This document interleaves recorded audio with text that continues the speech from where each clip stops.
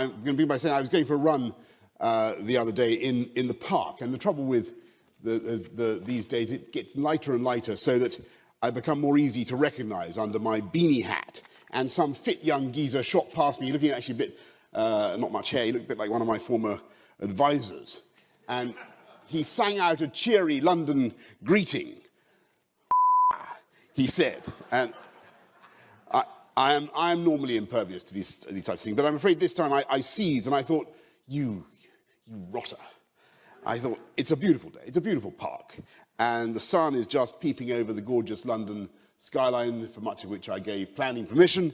The swans and the coots are all innocently doing their thing, and you have to go and be so rude. And do we have to put up another sign by the one that says, don't feed the duck, saying don't shout at the politicians?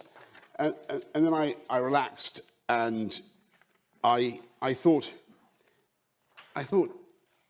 what a wonderful country it is that we live in, and how privileged I am to be shouted at on my morning run, because it shows how minimal is the distance between the government and the governed.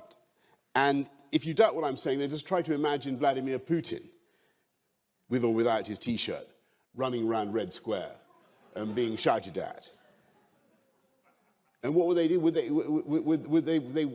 do that? Would they shout? I mean, they wouldn't. They would scatter from his path like pigeons.